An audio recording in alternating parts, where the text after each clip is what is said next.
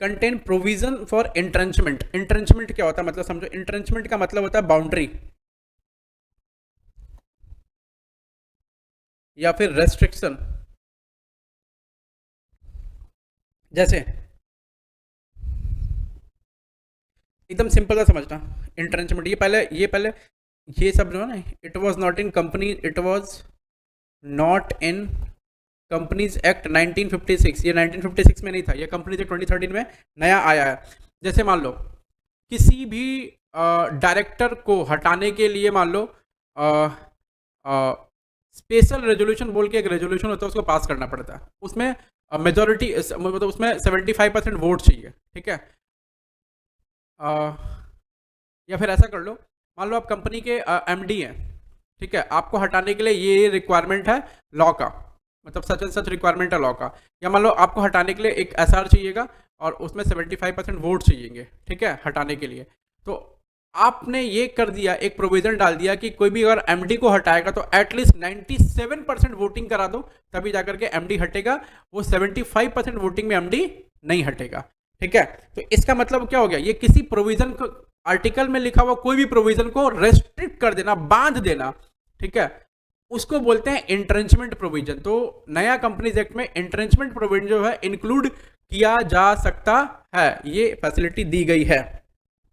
The articles में contain provisions for entrenchment, ठीक है, to the effect that specified provisions of the article may be altered only if conditions or procedures that are more restrictive than those applicable in case of special resolutions are met or complied with। तो आपको बस अगर ये point लिखना रहेगा खुद से, तो कैसे लिखेंगे कि in the companies act 2013 the entrenchment provision can be included in the articles of association, ठीक है, by altering the articles of association, बस और कुछ नहीं है।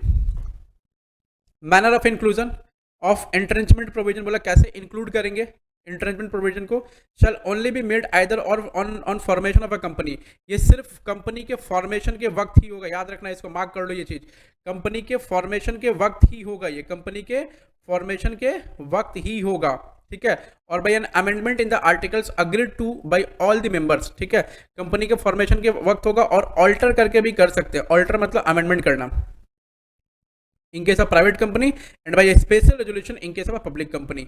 मतलब कैसे, इस पे इसमें क्वेश्चन आ सकता है, ये बड़ा हो गया केस स्टडी बन सकता है, ये बड़ा हो गया केस स्टडी बन सकता है। तो आप बस इतना याद रखो ना, एकदम सिंपल सा वर्ड है, मतलब है, आप याद रखने के लिए बोल रहा हूँ मैं, एकदम सिंपल सा स्टफ है, आप एकदम आराम से याद रखो, कोई दिक्कत नहीं है, एकदम आराम से याद रखो आप।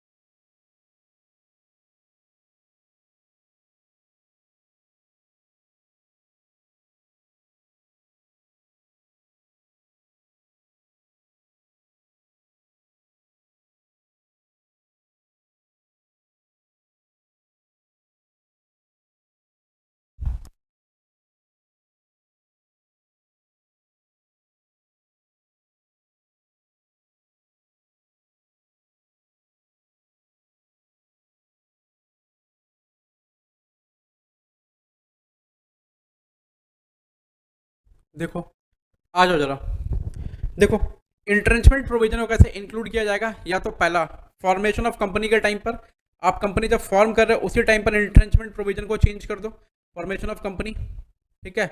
उसके बाद या तो फिर अमेंडमेंट करो कंपनी में, ठीक है, और अमेंडमेंट में जो होगा ना, वो कंपनी में सारे के सारे मेंबर्स, सभी के सभी मेंबर्स जो होंगे उस पर वोटिंग करेंगे, तब जाके वो अमेंडमेंट होता है। यूनानिमस अप्रूवल चाहिए होगा मेंबर का, यहाँ लिख लो unanimous, unanimous approval of members, unanimous, MOUS होगा, approval of member, unanimous approval of member चाहिए होगा, ठीक है। प्राइवेट कंपनी में यूनानिमस अप्रूवल ऑफ मेंबर चाहिए होगा, यूनानिमस का मतलब सारे मेंबर्स का अप्रूवल चाहिए होगा, और या तो फिर special resolution in case of public company. Public company जब होगी ना, उसी केस में स्पेशल रेजोल्यूशन पास करके हम लोग ये काम कर देंगे, हम लोग ये काम कर देंगे, ठीक है। और जरा notice to the registrar of the entrenchment provision. अब एंट्रेंचमेंट प्रोविजन जैसे ही बन जाएगा ना, उसका नोटिस किसको देंगे, रजिस्ट्रार को देंगे। Where the article contain provision for the entrenchment, where the whether made on formation or by amendment, the company shall give notice to the registrar of such provision in such form and manner as may be prescribed, ठीक है। तो notice to ROC जाएगा, याद रख लो। Entrenchment provision बन जाएगा तो notice to ROC जरूरी है जाना, नोटिस टू आरओसी जाएगा ही जाएगा, ठीक है। फॉर्म्स ऑफ आर्टिकल बोला